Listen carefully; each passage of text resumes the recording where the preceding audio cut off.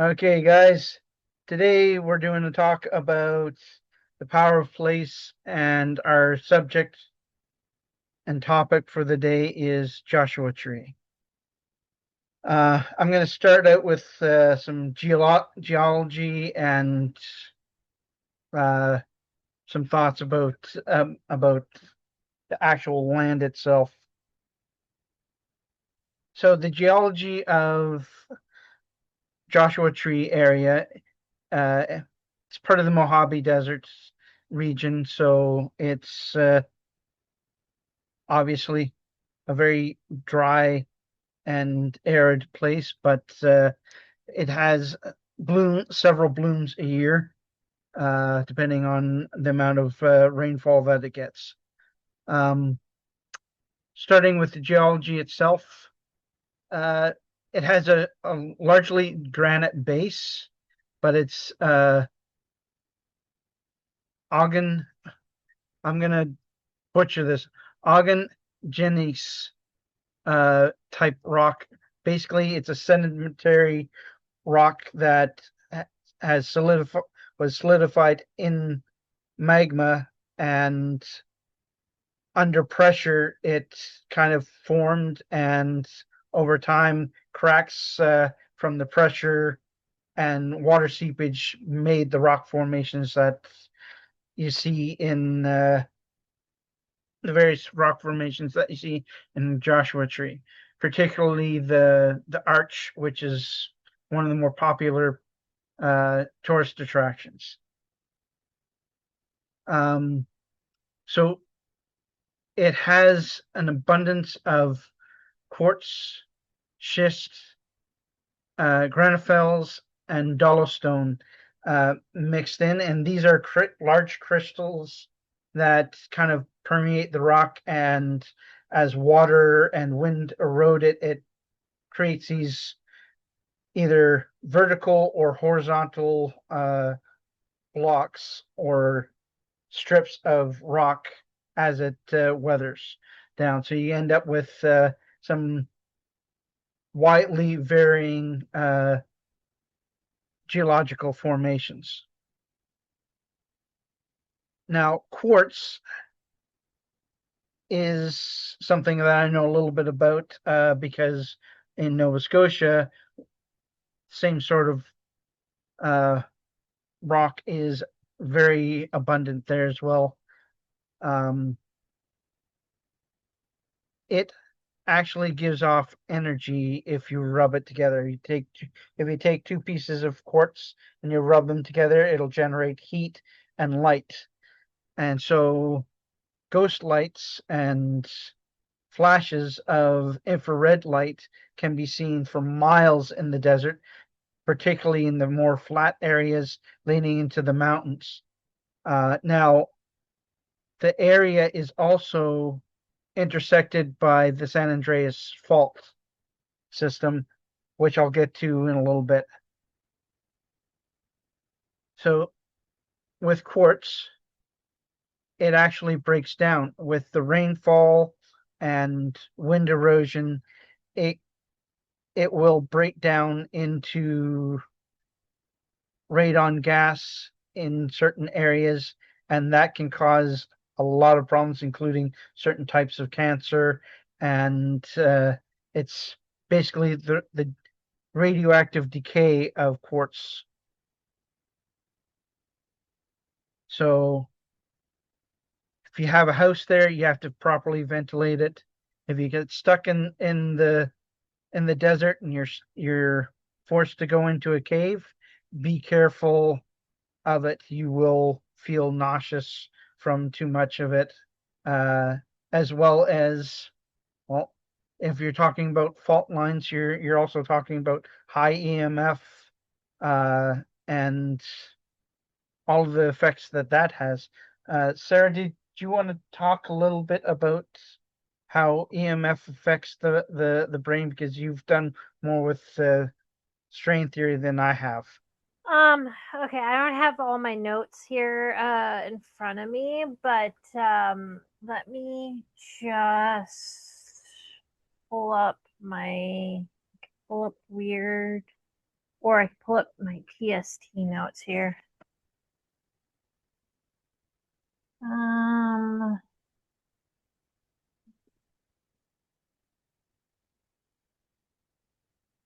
Okay, so I'm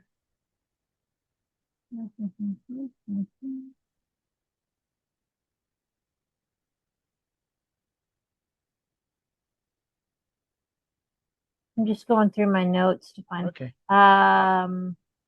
So strained field discharges can account for haunting feelings. Feelings of being watched and such. Yeah, I'm just trying to find. I need to find where I'll what give you a part of. second to find what you're looking for, and then let me know when you're ready. So on top of, Oh, here I got it. you got it? Okay. Yeah, I Go did ahead. start. Okay, so uh,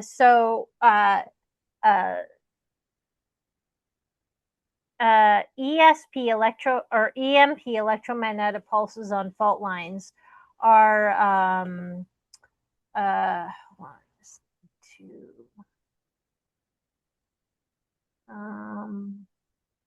how do I pop that out?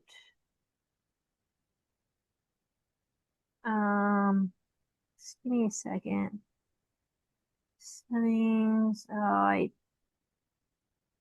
some reason that little pop-up window isn't coming up. Or But I'll just have to talk to white screen. okay. Anyways, what Michael Persinger did is he took a motorcycling helmet, um, and made what we call the God helmet now. And what makes a God helmet real and not one of the janky ones where your brain's going to be fried is its magnets, and it's got like chirps or pulses, and it's imitating the Earth's um, electromagnetic geomagnetic field. Okay. So they were able to kind of mimic a little bit what earthquakes, so it's not 100%, but we're pretty comfortable with it, knowing what we know about the brain and stuff. And so uh, it is believed it detects the temporal lobe cortex, amygdala, and hippocampus. Both centers involve dreams, memory, and emotions. And it is believed it can cause micro seizures. So, something a lot of people don't know is you can have many micro seizures throughout your life. Our brain, is an electrical battery, and sometimes your brain can just seize up and it can be perfectly normal. You don't need to go to the hospital, and so that's one idea, but I think it's not just constantly a seizure. The more we have studied it, I think that would be well, I don't know anything about seizures, but dreamlike states of consciousness, compulsive feelings, the hearing voices, and seeing of apparitions, it would be extinguishable from reality to the observer. And I just want to check, because I think uh,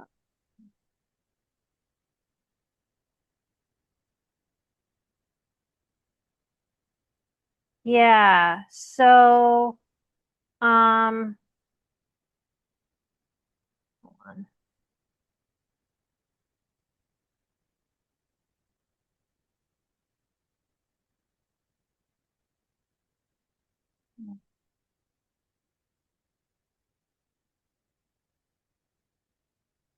I did it in French. We the Jill. Can you? I don't know if that is in English. Hold on.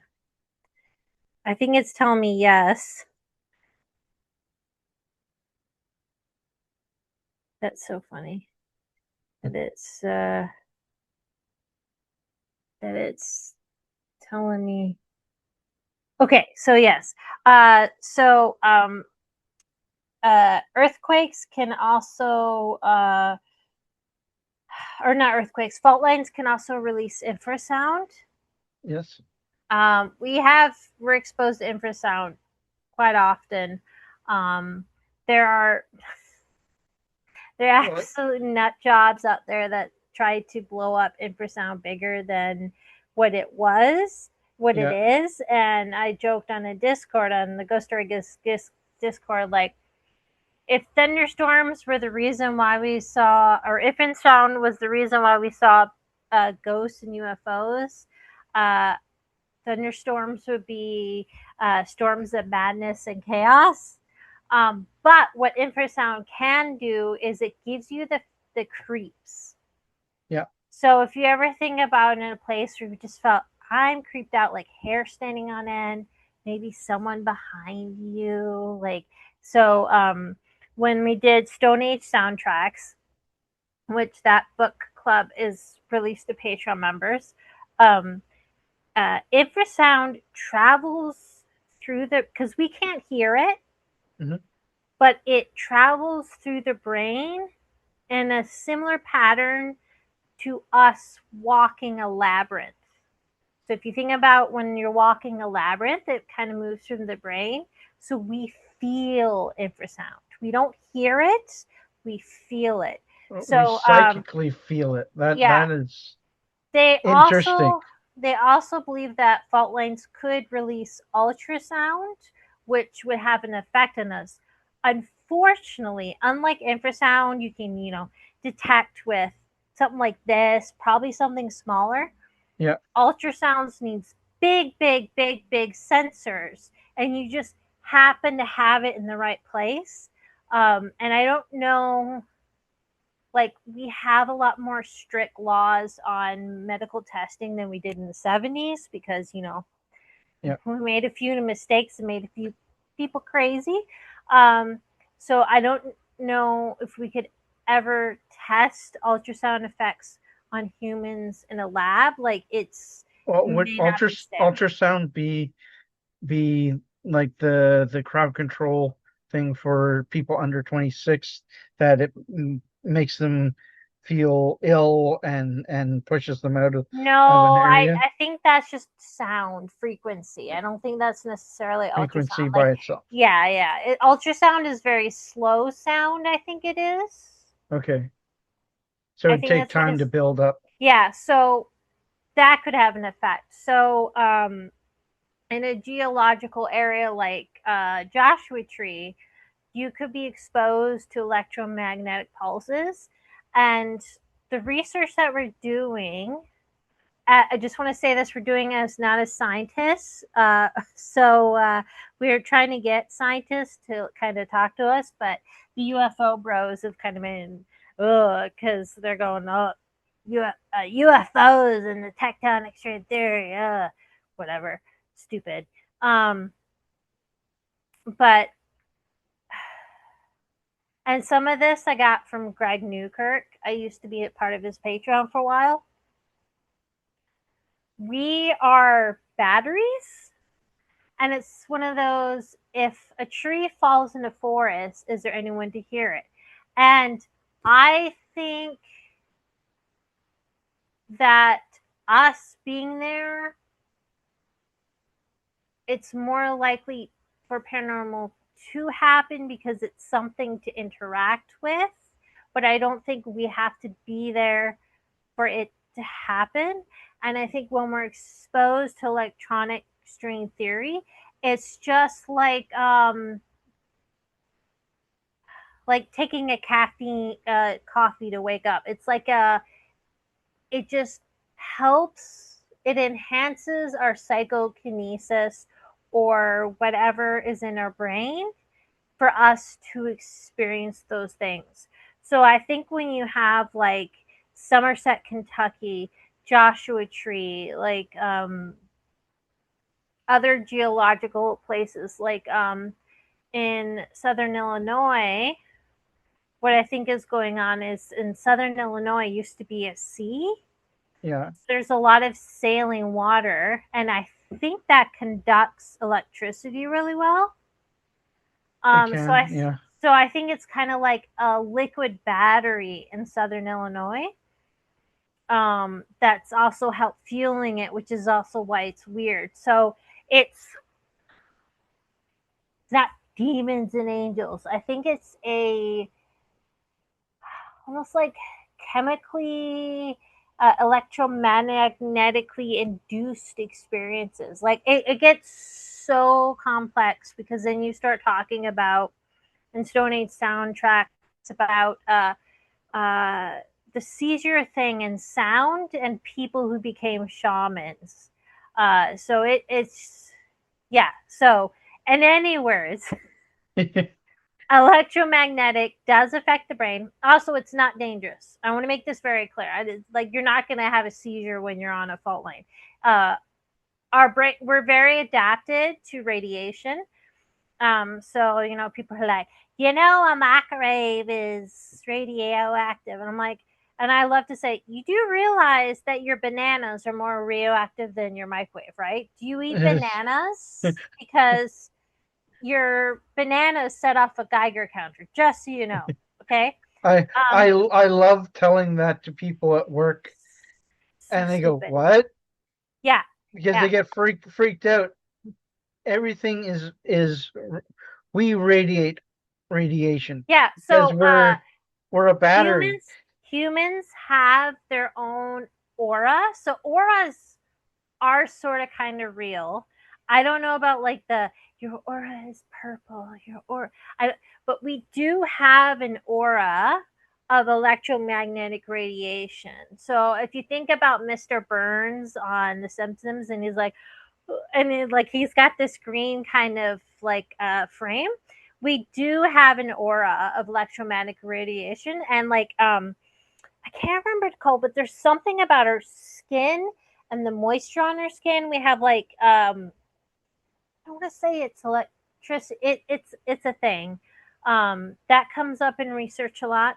Um, We have uh, our own gravity, basically. I don't think no, we don't have our own gravity because we're not Well, big enough. it's we attract small particles to us because we have mass. Everything that has mass will have some sort of I draw. guess technically, but like it's Technically, so minuscule. Like, it's but it's not anyways, not I like just want to say we can draw a cup of coffee over to ourselves no. with it. It's not But that I'll just way. want to say, like, we're getting off topic, so I'll just real quick. I just want to say, so none of this is dangerous. Like, I don't think unless someone takes a freaking infrasound speaker to your face and blasts it on loud, it's not going to hurt you. Ultrasound's not going to hurt you. EMP is not going to hurt you. Like, the electromagnetic pulse is still way, way weaker than like going to get an X-ray or standing under a power line. It's just they tested people in MRI and then they tested people on a God helmet. And it's almost like it's something about the frequency that makes us have these experiences. And so you can't stick someone in MRI and then be like, tell me about your UFO experience. It doesn't work. It's very specifically this low, there's something about it. We do have magnetite in our brains. So if you're a millennial or Gen X, you may not know this. I know this because I'm a giant nerd and all I do is read. Um, we have 13 senses. And so one of our senses is we actually feel changes in the magnetic sphere. And I've heard, yeah. I actually felt this the first time living in Victoria when we had a bad solar storm. I don't know how to describe it, but it felt like we were in a bubble and the dome came closer. And it Okay, wasn't a pressure. It just, I was in my apartment in bed and I felt like something had like enclosed closer. And it was right when the storm would hit and the solar lights. okay. Um, So we do sense it, but it's we've grown so kind of numb to it, and our magnetic sphere has kind of weakened, so it's kind of like in the background, but we do have reactions. So anyways, so I don't want to freak you out. It's not dangerous. Going out in the sun without sunscreen is far more dangerous than electromagnetic fields. I mean, I was a dumbass and didn't check the space weather and went to Christmas Hill and irradiated myself with a storm. Solar And I don't, storm. yeah, and I don't have cancer yet. So knock on wood. So yeah. Yep. What else are we talking about? There's something else I thought. I can't remember. I'll go. Oh, I just wanted to say, also, since we're talking about Michael Persinger, he basically proved psychokinesis is more than chance. So it is real. They proved it again and again. It's more than chance.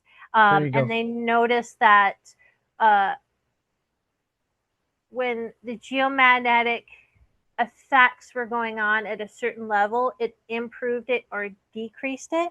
So again, it shows that electromagnetic, geomagnetic somehow enhances our brains, our abilities to sense, to feel, to and I don't think it's like the answer to all like weird stuff, but I think it's a key. It's a piece It's of the puzzle. yeah. Okay, I'll let you. Sorry, we got off topic. So It's all right. So further furthering this, uh, there is a large amount of magnetite throughout Joshua Tree as well. And so this, when you combine all of this, it's kind of like the perfect storm for people to have weirdness. Um, so I consider it to be a catalyst for seeing the other, having paranormal encounters. Also the infrared flashes that happen because of the quartzite and the pulses from the fault lines as well. You'll if you're walking by it out of the corner of your eye, because the corner of our eyes we see in the infrared spectrum, we will perceive that wave as something, and our brain may just, if there's a noise over that way, like an animal runs or whatever, your brain may pick that up and shoot an image into your mind. Oh, I just saw a Bigfoot. Oh, I just saw a ghost. Oh, I just saw a UFO. You might be actually be seeing those physically, but it may just be your brain interpreting all of these phenomena that are already happening there, that are scientifically proven to happen. So when I look at the power of place, you have to look at the geology, the physical features, um, the fault lines, magnetic, the magnetosphere, any other anomalies, like there may be a super dense metal underground that will warp the mind as well. Who knows? Uh, Particularly in the Skinwalker area, they found radioactive material that can be used for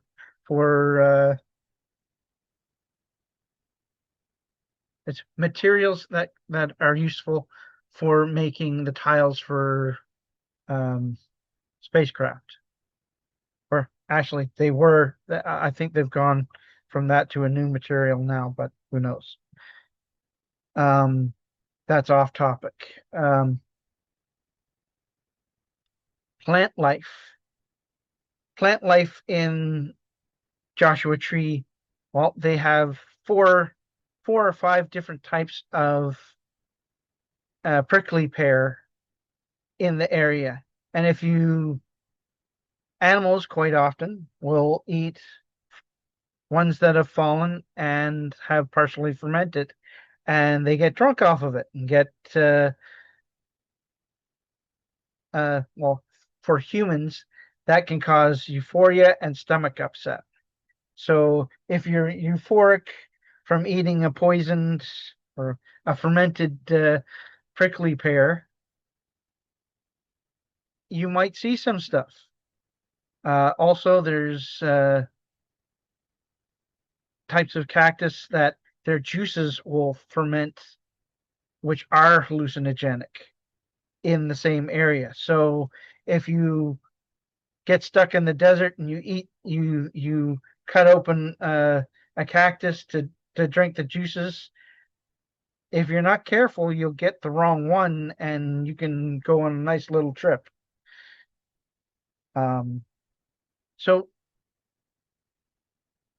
when you take into account all of this, all of the So, stories. did you talk about the Joshua Tree itself? Oh, the I forgot to talk about that. You gotta talk about the very thing it's The named very for. thing it's named for. Yes, it parts of it are edible. Um, but if you don't treat it right, it can cause you stomach upset, feelings of euphoria, um, even it's kind of like an ayahuasca type uh, experience. Just be clear, you cannot touch a Joshua Tree. You will go No, to you can't. federal prison. It's illegal. But the thing you missed is that so the Joshua trees are actually um, they are where they are because way back when giant sloths used to eat the fruits or the seeds. Yeah, And then they would poop out the seeds somewhere else. And so those trees are where those giant sloths um, would roam. would That's roam. cool.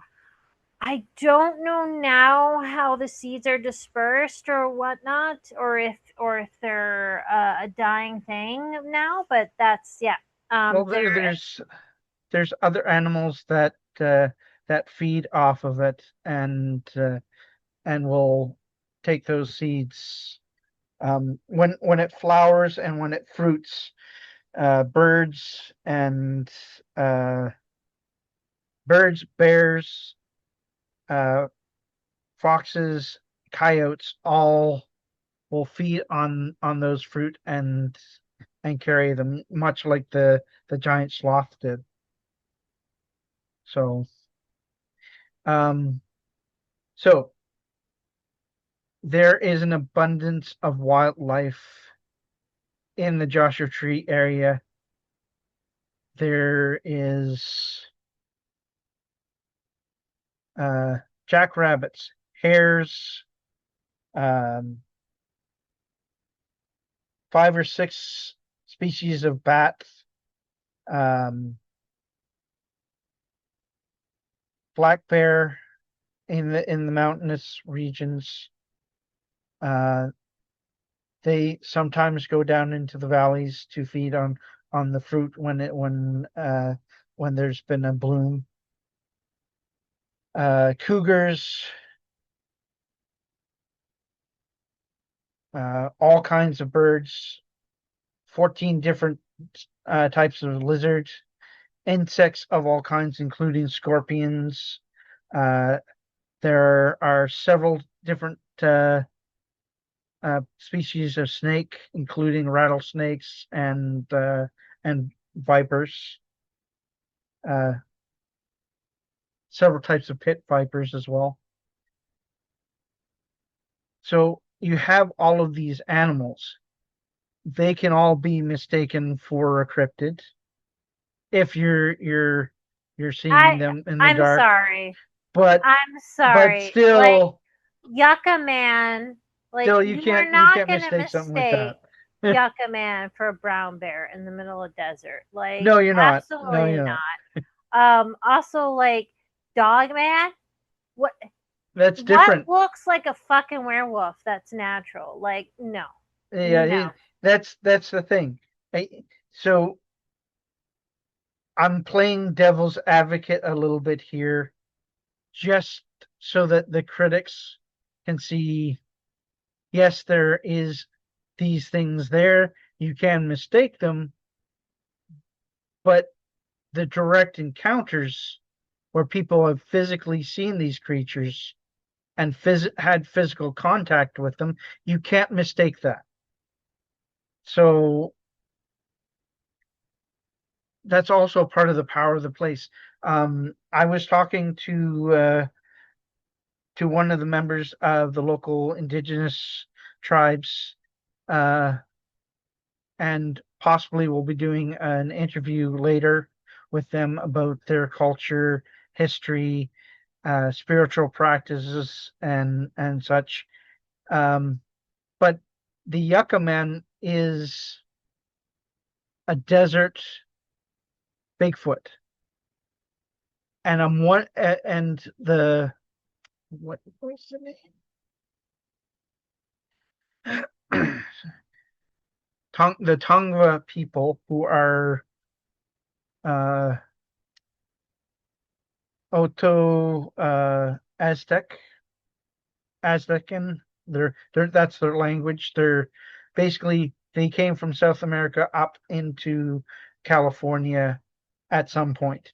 Uh, over between 120 no 2.8 million and 11,000 years ago, uh, at some point in that range. They speak of the Yucca Man as the hairy devil. Their name for it is, it literally translates to English as the hairy devil, because this Bigfoot is actually very aggressive where others aren't.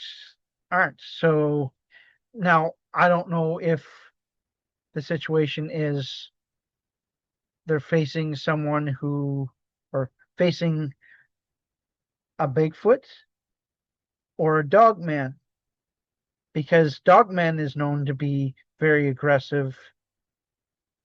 But there's also instances like on in Friday Harbor where one was basically sitting curious, observing a woman in a car. So For Dogman, we've done our own research. Um, what we think Dogman is not what what we think he is. So our friend Vincent Trewell, we did a weird Wisconsin thing, and I went into the lore. Um, in the Ojibwe legends, and I don't have I lost all my research. I think that research just went poof. Uh, there is it sucks. a wolf like, wolf man like being who protects the underworld. And Vincent said, well, Dogman in Wisconsin was first encountered in a cemetery and he didn't speak English. The guy said it was speaking to him, but it wasn't speaking English.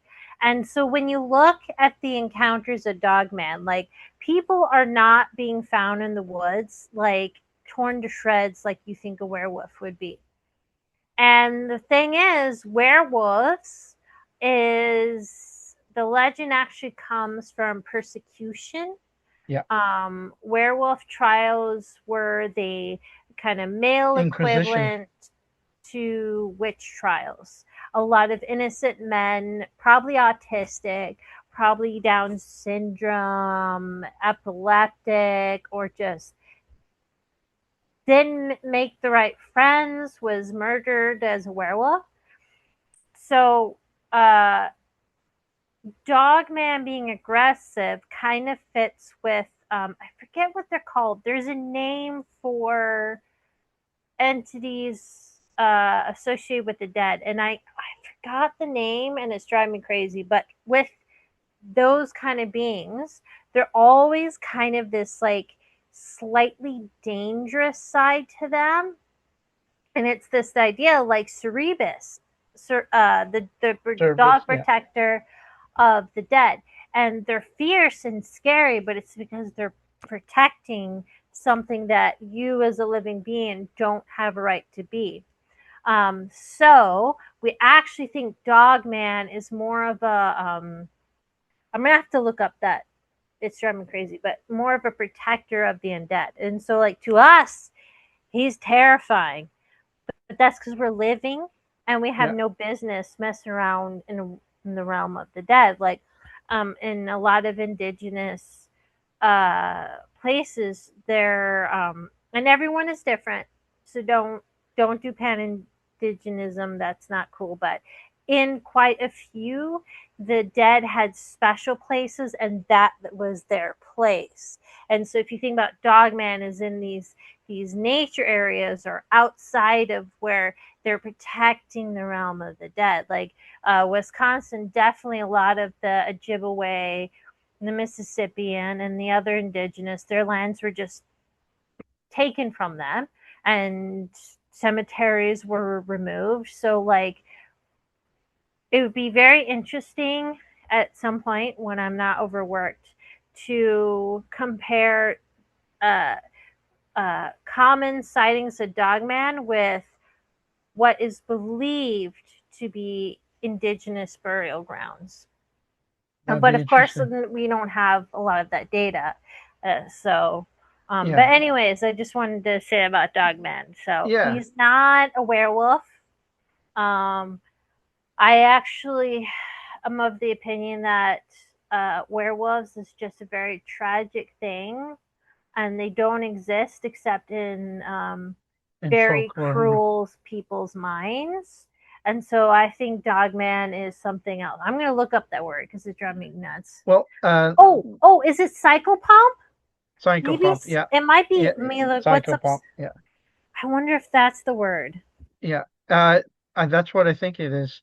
Um, so in my notes about the European expansion of the folklore of werewolves, stems from a particular court case during the Inquisition in 1589 Yes. of a Sorry. I'm German so farmer. sorry. I'm so sorry. So psychopomp. We think Okay, Dogman is a psychopomp. psychopomp. They are creatures, spirits, angels, demons, or deities in many religions whose responsibility is to escort newly deceased souls from Earth to the afterlife. So we think that Dogman is a psychopomp. Um, and that's why he'd be aggressive, because you are living and you have no No right to business be in. being the realm of the dead. That's cool. Um, so when we speak of Yakaman, Yakaman looks similar to Bigfoot, all hairy. They say that its hair ranges from dark brown to like a dusty brown color. Um, and part of the reason why I contacted the indigenous people of uh, I'm going to butcher the name, and I am very sorry. The Chemawe, Pe- Chemahuve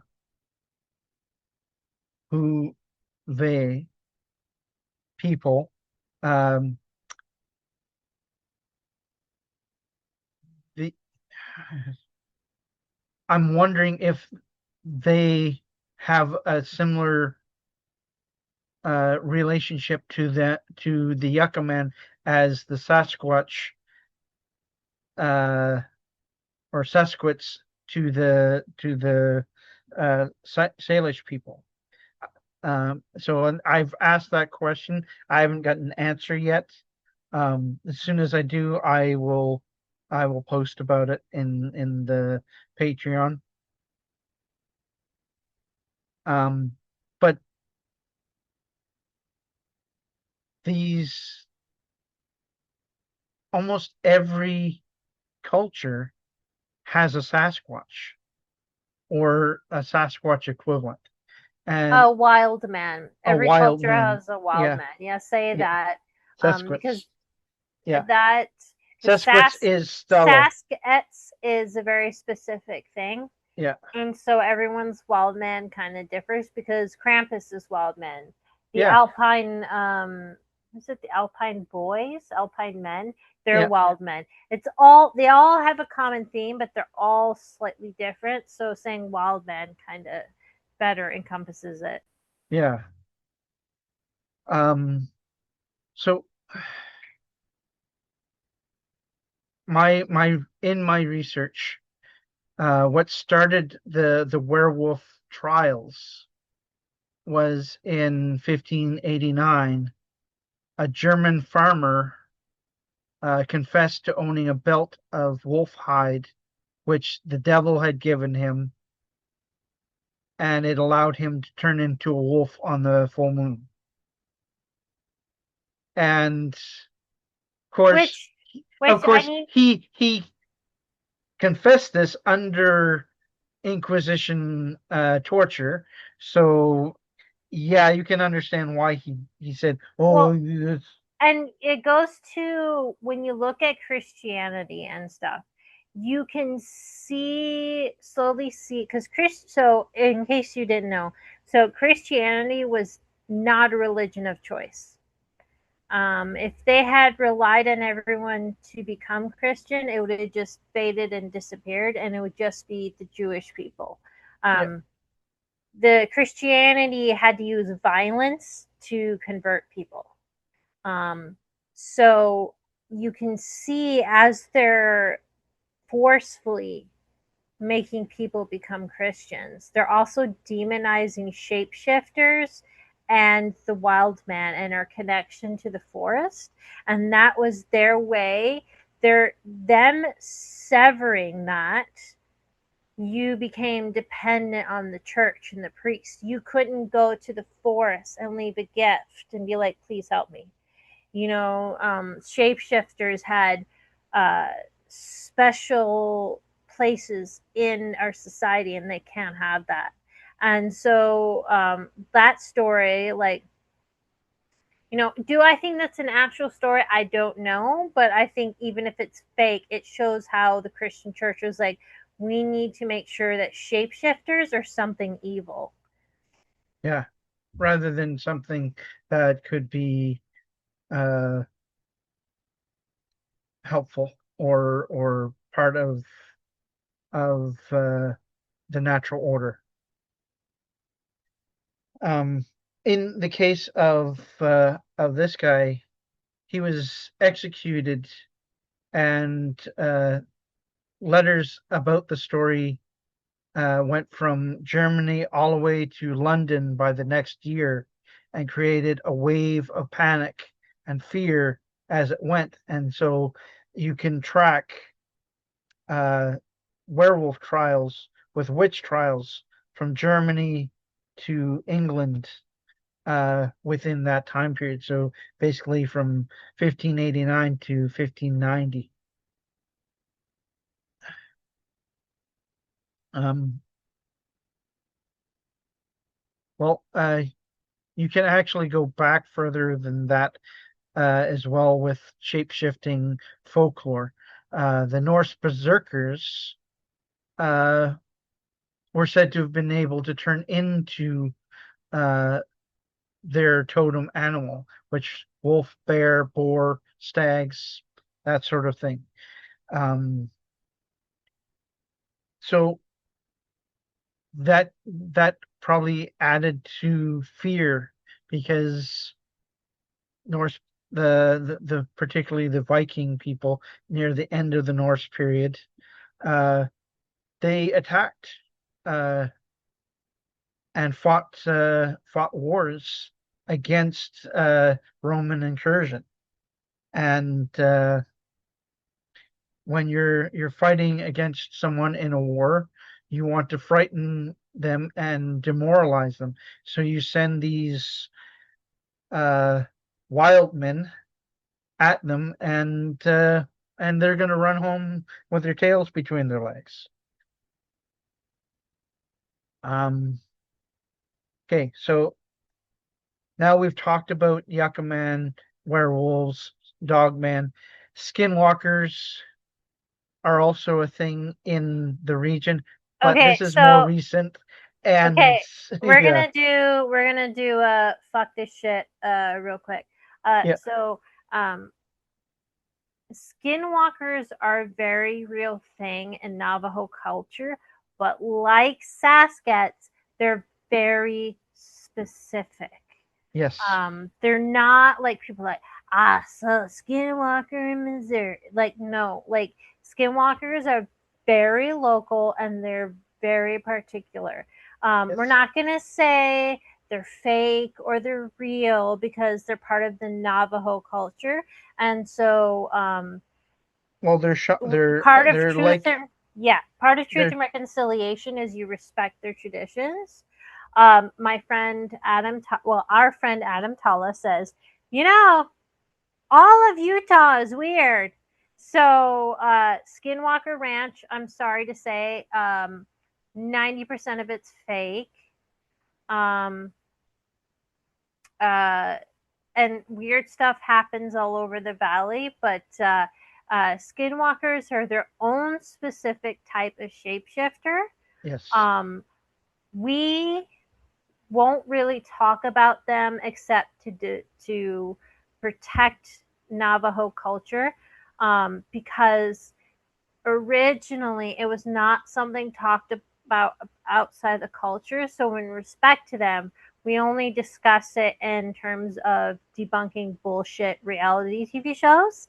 Yep. Um, so I would say if you want to know the bare bones of it, skinwalkers are a type of shapeshifter that comes from the Navajo culture. Um, and there's complexities with it because unfortunately someone was murdered on the reservation because someone thought they were a skinwalker, and that's not to say anything bad about the Navajo, but it's one of these complexities, like when you're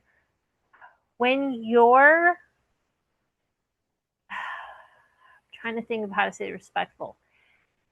So indigenous live their beliefs. Their beliefs are a living history, right? It's like their masks and their regalia is part of their everyday life. It's not this separate thing. And with that comes the complicated, messy bits of culture and real life troubles, like fighting with your neighbors, fighting with your ex-wife, fighting with that, right? But it's a very specific thing. It's not something that really exists outside of Navajo traditional lands. That's if you see something like that, that's a different kind of shapeshifter. And that can go into a huge conversation about like do we because I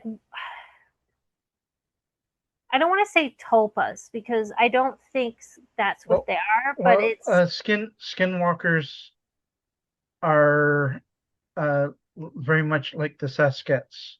They're they're the history of them is they were a shaman well, who we don't want to say that because we don't even know if that's the true story, but it's very a medicine connected. person. It's Yeah, very connected to the Navajo tribe specifically. Like yeah, it's a specific phenomena connected to the Navajo tribe.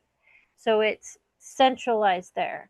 I've heard people say they've seen something like that in Michigan, and I was like, "Are you sure you didn't see Dogman? Because that's really Dogman territory." But yeah. also, um, if you want to get into psychopomps again and shapeshifters, maybe what you're seeing is like mini psychopomps, right? Like Yeah.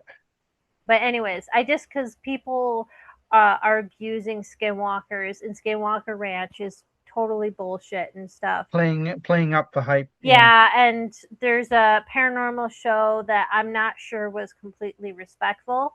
Um, Skinwalkers are specific to the Navajo culture. Uh, they were something that traditionally was not spoken about outside of the culture. So, out of respect of those people, it should not be something that should be really discussed except to debunk bullshit.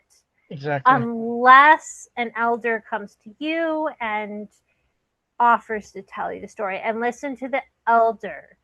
That elder is the authoritative figure for that story. They carry the knowledge. Yeah.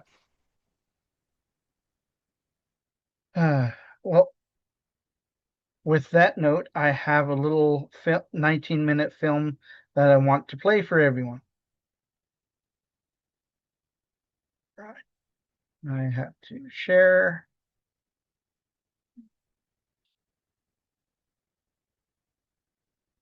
Before I do that, switch to that. That's 29 Palms is right on the edge of Is Joshua Tree National Park. It is. And um, they had over 230 sightings in 2023 of the Yucca Man. Oh my God, it's right by the Integratron. Of course. Yeah. So,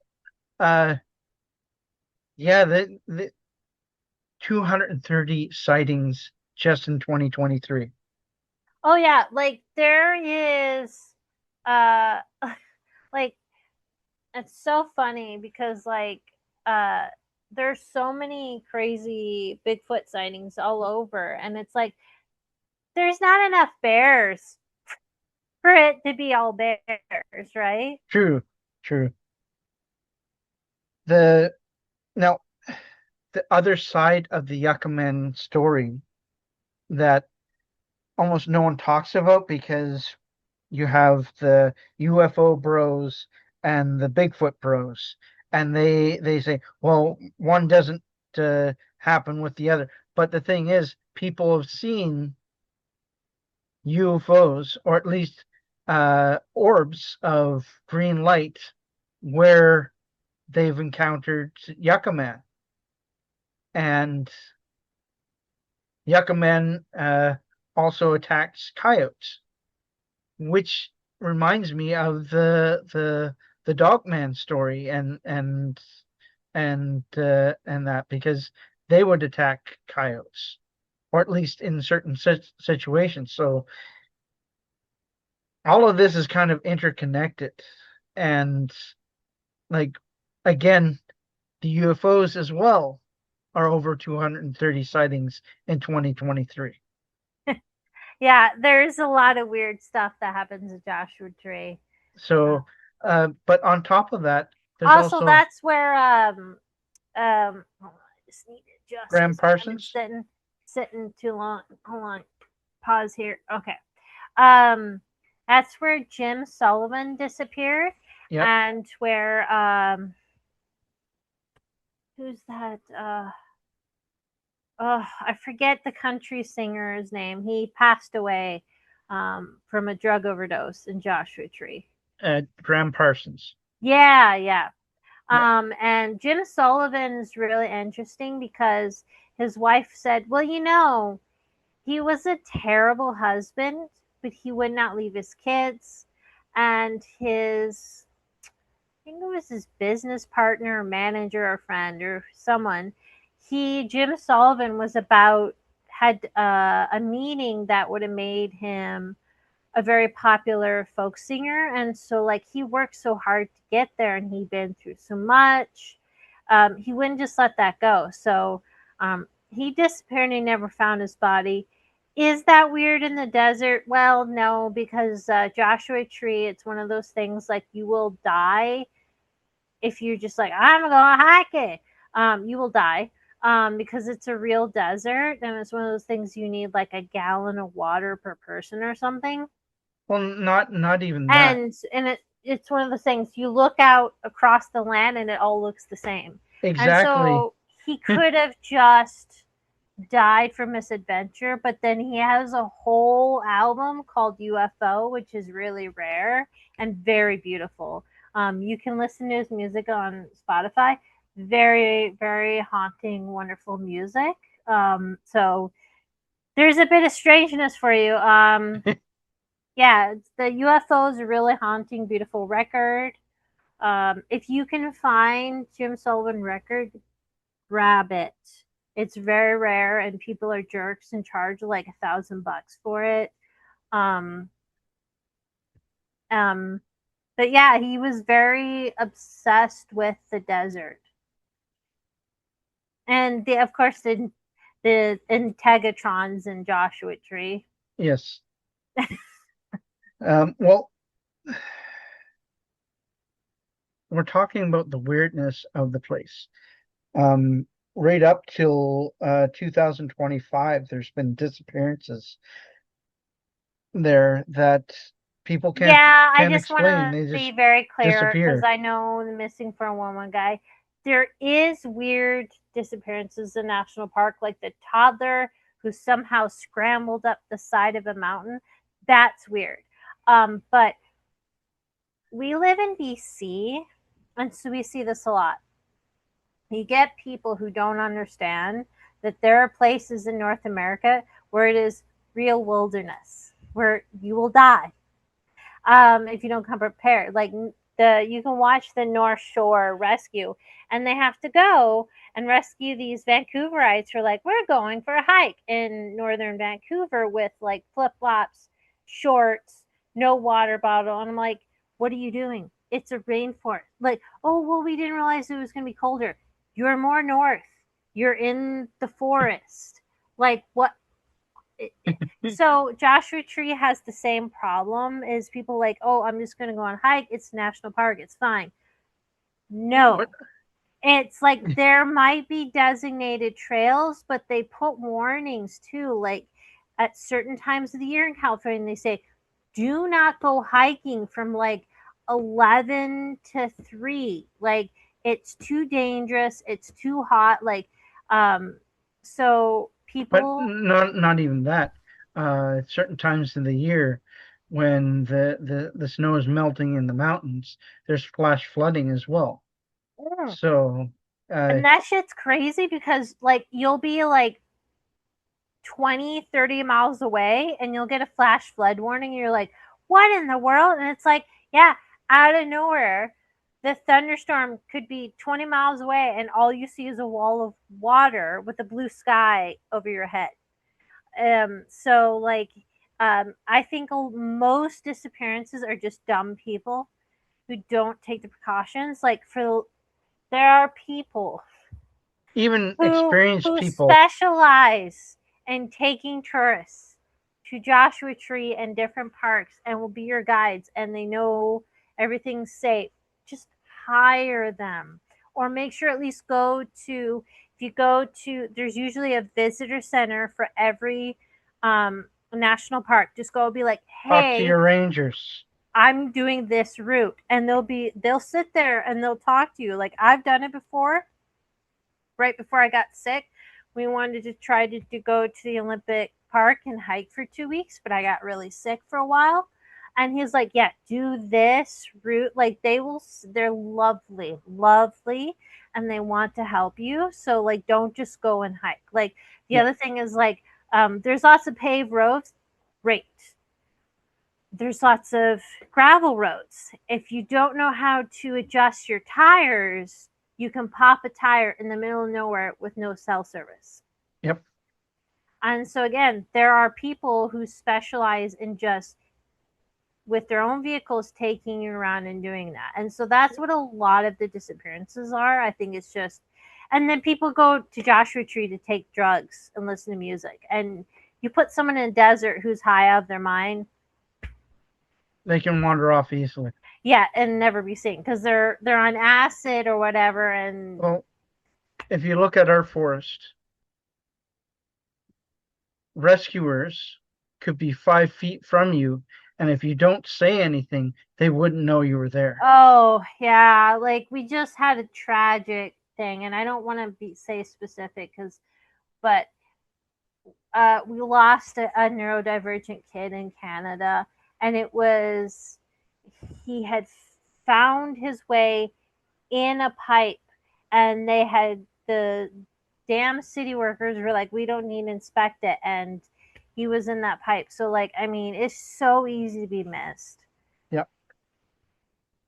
So, speaking of ghosts, when we're talking about spirits and that, um, there's a number of things that like we were just talking about Graham Parsons. Graham Parsons died of an overdose at the Joshua Tree Inn. His room was room 8, and people said that they've seen his spirit there. Um, Yeah, they also but like do they summonings and stuff, they and do like, stuff like that. But the thing is, in a lot of cases where someone dies suddenly, yeah, their spirit may be there confused, yeah, but we don't but know. maybe not. Yeah, we don't Who know. knows? Let's not try There's to a pretend lot that of we have the answers. We don't there's have the there answers. any your guess is as good as mine. At least Yeah, I don't. So I'm so against ghosts or dead people because can you imagine passing away of an accidental overdose and you're stuck in a freaking 2-star inn the rest of your life listening to people trying to summon you? Like, no, you're oh, incorporeal. Why would you have to stay in that place? Like, it's true. no, no. But um, there's another story of uh, the Desert Queen Ranch, the ghost of Billy Keys and the ghosts of his family. Now, because of the aggregate of the area, it is like a sandstone, uh, granite. All of those are known to record sound to some degree, and it's possible they could, uh, in the desert, it can actually, if those sounds are interpreted by the flashes of infrared and that, you might possibly see the ghost of him wandering around. I'm not saying that that is actually his ghost. Is most likely a record uh, a, a geologic record of things that they did every day, because you'd see them wandering around doing yard work. That's something as a farmer you do every day. And so that would be something that would be recorded. I know this from my own personal experience with my mother. We were talking, we had an argument earlier in the day over a game, and later that night we were sitting there playing another game, and we heard speaking, and we realized it was us speaking.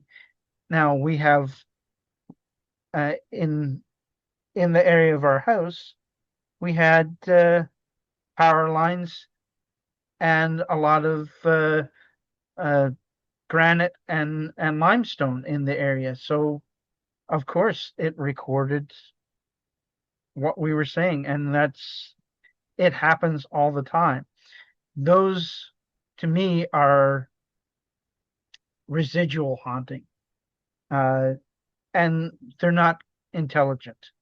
They're, at least as far as I've experienced. Now, someone else could have had an experience where something like that happens. Um, but Well, there's think about uh, what like the hauntings I had. Those seem to have their own agenda. intelligence. Like when we went to Northern State University, I had the headphones on, listening to the spirit box, which I have to say, doing that is way overstimulating. I can't. It is. I don't know how Dana Newkirk does that. Like I don't think she's neurodivergent. I think she's neurotypical because like it's so overstimulating. But I heard hi outside of the spirit box, like someone was outside of my earbud saying hi. Yep. And so like why that just that was the only experience I had, and so that was like weird. And then I've had a ghost scream in my ear in Indiana. Well, like what is that? But that also could be some kind of sound effect. Mm-hmm. But then when I was in Indiana, there was a Catholic cemetery, and I saw like a Rottweiler, and I wasn't afraid of Rottweilers because they're big babies. They're not scary dogs. But I saw one inside the cemetery, and he was just standing there, and it was a little kid. I was like, oh, and then he was gone. But then later, and I don't remember how much longer it was, I couldn't tell you. He was standing down the block outside of the cemetery, waiting at the corner, and then he uh, moved towards me, and then disappeared, and that was scary. And so, like that has some kind of Substance. intelligent intention behind it. Yeah. That isn't residual. So Well, where it was a dog, think of Dogman. It was a guardian spirit protecting the cemetery. Oh, but why was it outside the cemetery the second time? Possibly because it was preventing you from going into an area close by to it. Or maybe there was a burial that was outside that No, area like that so wasn't. if it's a square, okay, so here's where the cemetery ends. It would have been on the corner, like up here. Like it was good distance down the street. And that's Odd. old. That's that cemetery, the houses are built around it. So Okay. yeah. Who knows? Maybe when they built the houses, they didn't. They took some of the cemetery with it.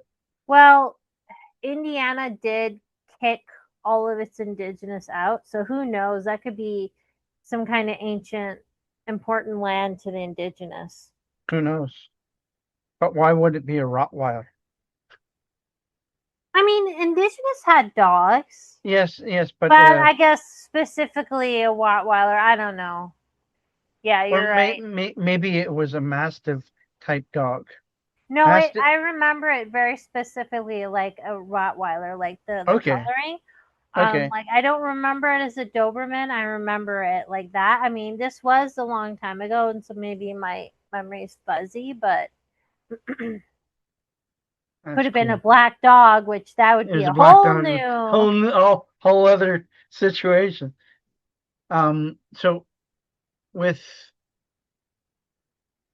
there's also uh the sound the mines in the area of Joshua Tree as well, and but most of those ghostly encounters aren't like seeing a ghost. It's more hearing the sound of picks and people talking. Tommy knockers. Tommy knockers, and it's like uh as soon as I saw that when I was reading it that's exactly what I thought. Oh, Tommy knockers. Yeah, Well, people didn't have the words to say what it is. which is weird because a lot of those guys were people from the east and Yeah, immigrants, so they would know what a Tommy knocker is. exactly. And so I'm just gonna quickly get a drink. okay. So keep going. Yeah. All right. So here we are. You see Yucca Man, Dog Man, werewolves, UFOs everywhere, ghosts, uh, even Tommy knockers are experienced in the area. And all of this is connected to that particular area. And like I said, the geology is unique. in that it has all of the ingredients to make it a very haunted spot, a very powerful spot as well, which is why people go there to do spiritual rituals. Indigenous people have uh, done rituals there as well. Uh, the it draws a lot of people seeking the spiritual to it. Now, the the geomagnetics of the area, all of that, like we talked about that. I didn't actually show something that I should have. Um, I will share this. Okay. All right. So the now it looks purple to me. It may be blue, but you can see these swirling areas. These are areas of high geomagnetics in the Joshua Tree area.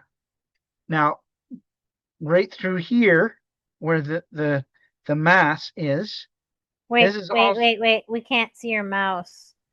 okay. Oh, there Uh, it is. It's hard to see. sorry. So if you follow the mass of blue along this ridge here, this is the mountainous region. It's also part of the San Andreas Fault. So you see all of this geomagnetic act, uh, uh, rock and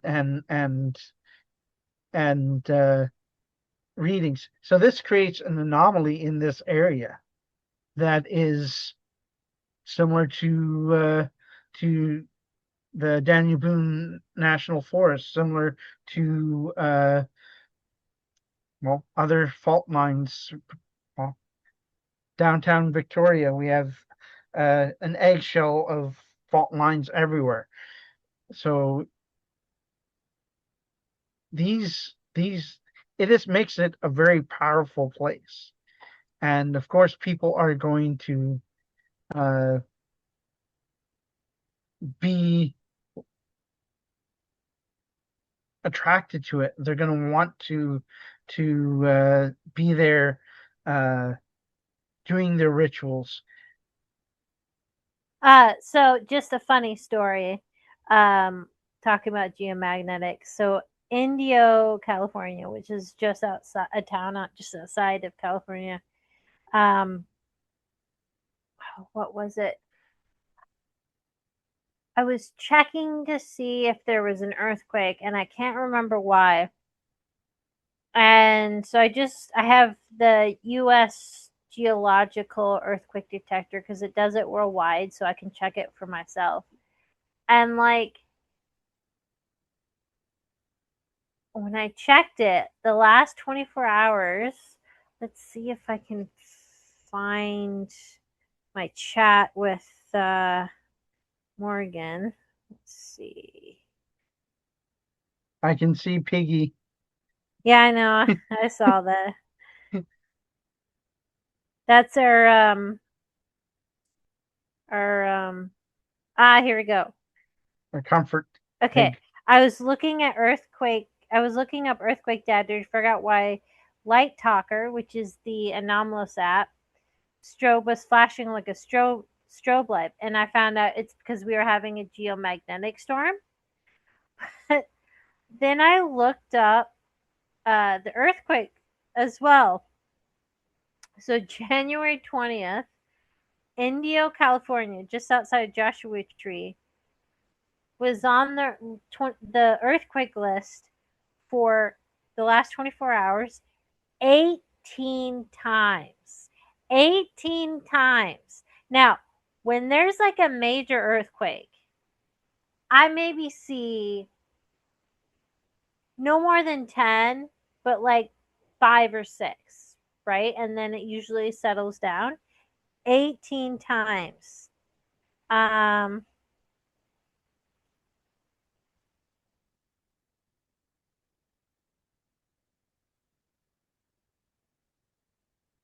Yeah. So 18 times, and then it continued again for like another 24 hours. And I don't know why it's there. It must because it's on Discord. And we were joking about how like the movie Volcano, instead of being set in LA, was going to be set in India. I've never seen like over 20 earthquake detections in 48 hours on the earthquake thing. And I check it probably once a month or so for like the last 3 years. So that was just outside of Joshua Tree. And you don't need an earthquake to create tectonic strain. With tectonic strain theory, you don't need an earthquake for an EMP pulse. EMF, EMP. Also, it gives off infrared flashes as well, which can be perceived as flashes of light in the corner of the eye. And then Yeah, when you look at it, it's not there. you can see earthquake lights. We have seen them here in BC. Mhm. Um, the We Hess, actually seen it. yeah, the Hestel lights. I think that's the one that's going to be the best if you look it up. There is some from New York.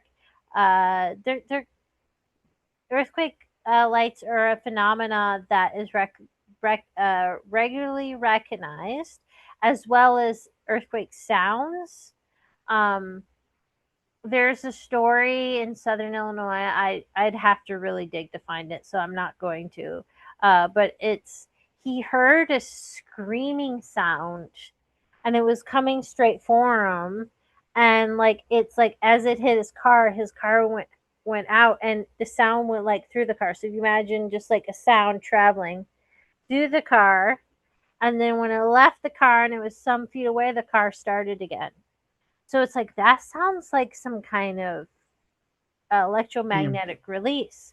Yeah. I did look up if it can create sound. I can't remember what it was. Well, Um, certain people, they are susceptible to high to hearing a higher frequency, like myself. Kiss and So autistic, and you're just I don't know what you are. You're neurodivergent weird.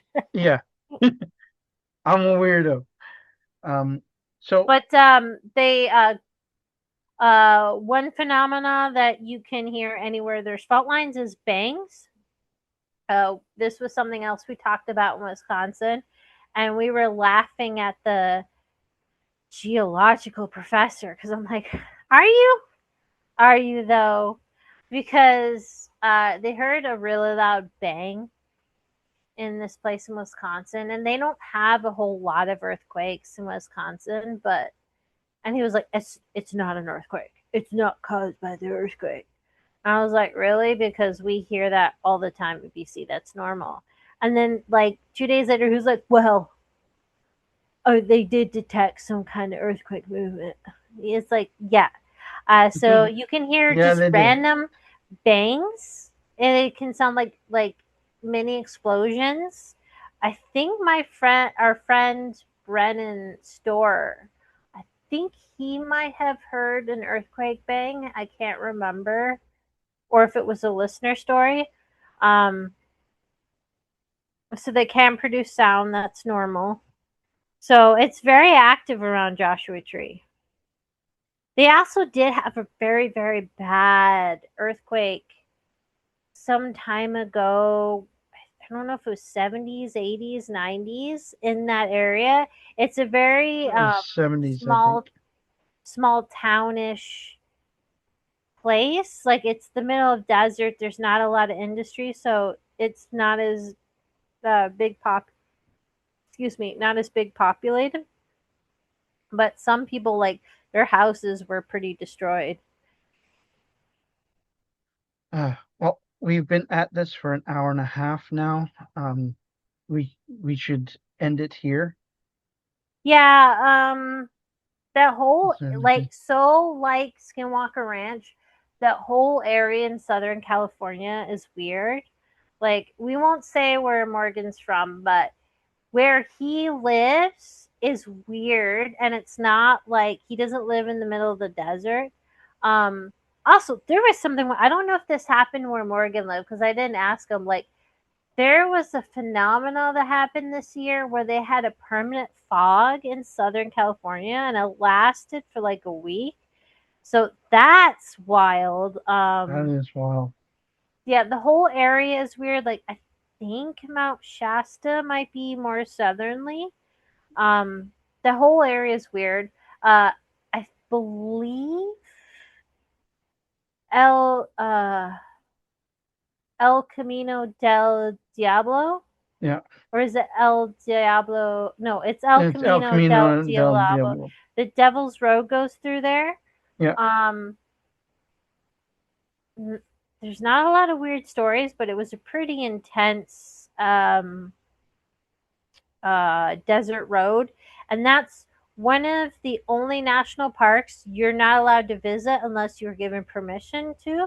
But it's because it is so dangerous that they have to make sure that you have what you need, because if you get into trouble, there's no help. So like, you can't really go into the park.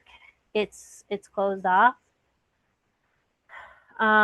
Which there's nothing there. I mean, there some people did go there, but they spent the whole video showing their trucks and stuff, and I was like, man, we all came here to see the parks, not your trucks. We get it, you have a nice truck, but come on. uh, so that whole southern area is weird. Like, um that island off the coast of California that I can't remember the name, and I know if Morgan's when he watches this, he'll be screaming. He'll be like, "It's this!" Because it's like really famous among the UFO people, but like they see UFOs all the time out of there. I think that island's also where the is it the famous Tic Tac video? Maybe, Possibly. Yeah. maybe. Um, yeah, Southern California is just a weird place. The Mojave, though, has its own kind of energy. Mm-hmm. But I will make sure we link Desert Oracle Radio Mm-hmm. if you're really interested in getting to know the Mojave area. That is a radio station for that area, but he distributes it on the internet so you can listen to it. And it's like Night Vale but real. So That's it's cool. not like conspiracy theory all the time. Like that. Oh my god, I wish Morgan was here so I could talk to him about this. But like that radio station, like I was listening to this one, and this I go because of just the way Spotify is. I listen to oldest to newest, so I'm don't even think I've caught up to 2020 yet. So this is pre 2020. This guy was like, yeah, I'm going to create a UFO watching business. And then he was talking about, like, well, sometimes when people experience UFOs, they have these feelings or they get sick or something like that. And I was like, what? What kind of UFOs are you looking at, buddy? Like, I was like, what? And then he's like, yeah, so I'm building a secure bunker that I can take people down in, and we can watch UFOs from a safe distance. But the town and the sheriffs give me a real hard time. And I was like, buddy, you want to take strangers down to a locked bunker and lock them inside to watch UFOs? And I mean, this guy is like deadpan serious. And I was like, what the. And then there was another episode where they were talking about a festival that happened. And it was like, I have it, let's see. I I saved it in my artboard because it was just like, what the hell?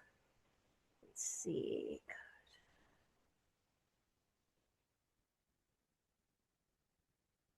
Um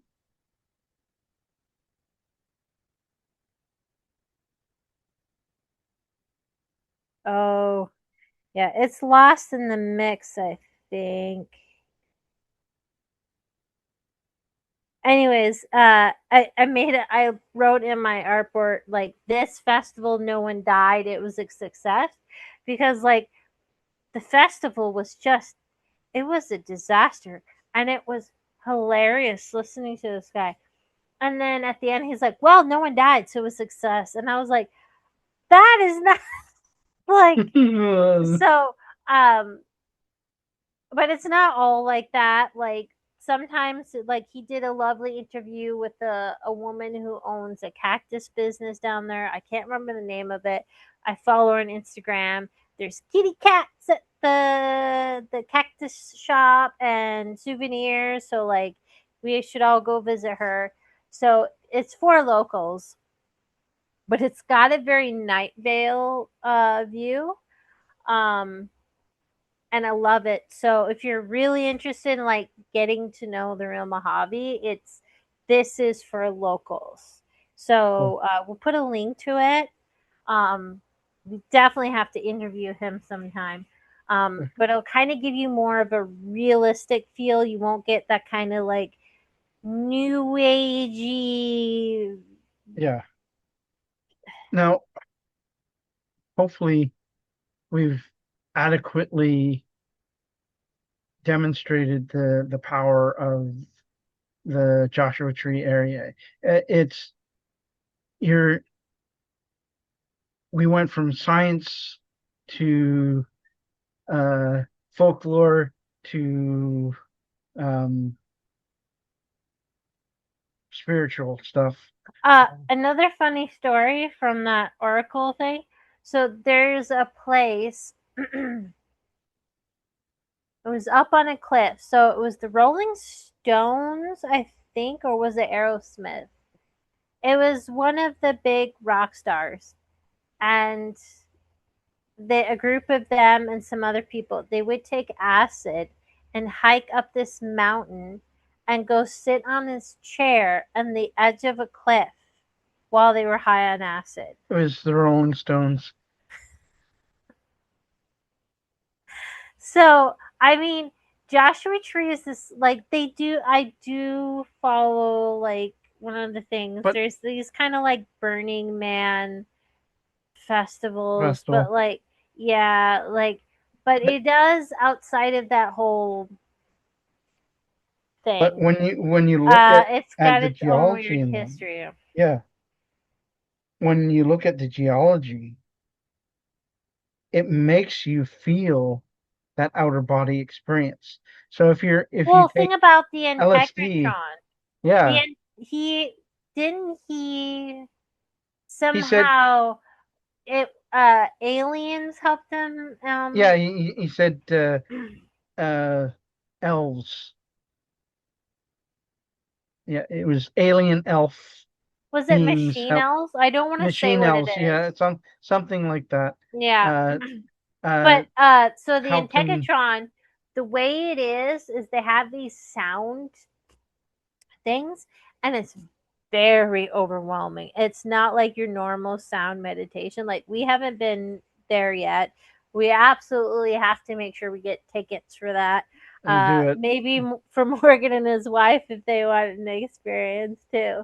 But everyone says it's very, very overwhelming, and some people just have to leave. Like, they just cannot handle it. So it makes me. I'm very curious to how someone like me who's neurodivergent, how they would handle that I know. overwhelming sound. It'd be interesting to find out. You might actually, it might be too intense for you. Possibly. I I know the Century Deformation tank was almost too much for me.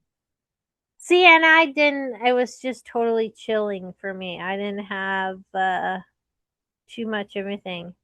Yeah, so Mojave is where, yeah, I'm just trying to, what is that?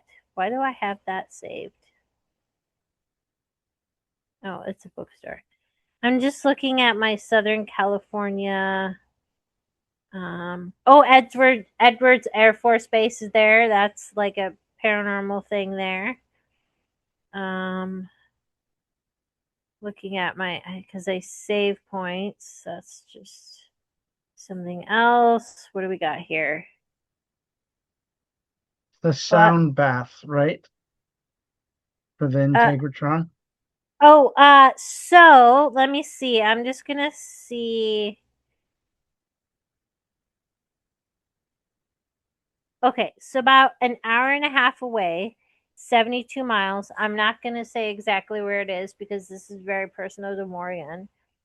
But him and his wife went to a cabin to have a nice, relaxing trip, and they had one of the weirdest experiences of their life. They saw this weird floaty thing, and he showed me his wife's rendition of it, and it's absolutely wild. And we got to listen to the the sounds he heard, and I'm telling you, there's this one that's a howl. It is. I feel like if that is what a banshee must sound like, there is no way this is not a coyote. This is not a wolf. This is not like just so that he's just set that was just 72 miles from Joshua Tree National Forest. I have that saved. Let's see what else we got.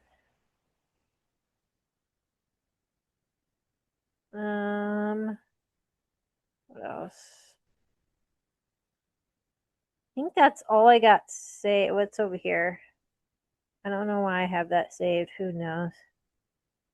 I don't know why I have that. Some of these I save it when I find something, but I don't put notes. Oh, it's also right by the Salton Sea.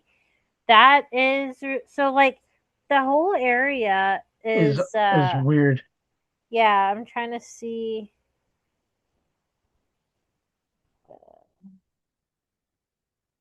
right by Los Angeles.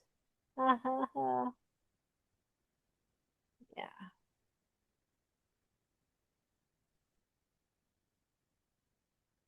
Yeah, so like that whole area is very strange. If you're on the Patreon, um, I believe it's yeah, the alien one. If you go back to the alien post, we actually got Morgan on, and I asked Morgan uh places in Southern California to look into if you're interested. That isn't Mount Shasta, so he gives a list of places. So go back and watch that. So the Integratron, um, he says that he designed it uh, based on the work of Moses Tabernacle, the writings of Nikola Tesla, and telepathic directions from Yeah. extraterrestrials. As crazy as it sounds, he built something very Well, interesting. So, he also chose an area that intersects uh, uh, a geomagnetic anomaly. oh, Right, he built it with the anomaly right in the center of it like on purpose, or you're on comparing it purpose. on On comparing. purpose. So he's like right on He top he of. used he used magnetometers to read the significant spikes in the area and centered it right on that. So that would explain why it's overwhelming because you have this big dome that's enhancing the sound, right? Yeah, And then you could be experiencing geomagnetic, electromagnetic phenomena. You could also be experiencing infrasound. Like, yeah, that's a lot. yeah. That's a lot. So that would definitely put your brain in such a state that you'd have out of body experiences You could be and sick to your stomach. You could yeah, be emotional. all of it. That'd be like taking ayahuasca or peyote. I don't think that quite intense, but I think it'd just be you'd be and having so much going on. Yeah. Well, we'll leave it there. Thank you everyone for joining Yeah. us. Um. I'll, I have a final next week. So I need to study that. Okay. But after that, I have 4 weeks off, so I'm gonna take a day off. But what I'll do is on Wednesday I don't have my final because I don't. They're weird. They schedule finals weird. So Wednesday morning before I start hard studying, I'll just pound out and I'll think of what we'll do this month. I've got lots of time. Um, so I'll put the research Q&A at the end of the month, so you all have time to ask about research. But I'll work on something. Like I'm still finishing the book club and Victorian City in Color, so I don't have any new research. But Adam Tala came to visit us. That was so great. Best 40th birthday present. Thank Nobody's you, going Adam. to top that at Yeah. all. He gave me a book that's the Emerald Bird Chronicles. So I think what we will do, because I have my own theories about Emerald Bird, because some people say it's all fake. The Hollow Earth is a fake. I actually have my own theories about that. So if any of you and Morgan, if you're seeing this, if you have any research about dreaming about strange worlds or visions, send it my way. I'm gonna look up because when I what were we doing? We were doing something, and I did some rapid research, and I think did he crash in Antarctica or did he crash in the North Pole? It was Antarctica. Because if it's Antarctica, and I have to check, that continent is ripping itself in two geologically. Hmm. So I have my own theory. So I might go through that book, uh, and just do some rapid research, and we might talk about that because I Okay. actually have my own theories about Hollow Earth and what it is. It has to do with some of the stuff we talked about tonight. Has to talk about dinosaurs, and it has to talk about memory. Um, yeah, so I Cool. think unless someone has something they really want me to talk about, I think that's what we're gonna do. Yeah, that's thanks to Adam. I was like, oh, this is gonna be good. Awesome. All right. We'll leave it there. Have a good night, everyone. Good night.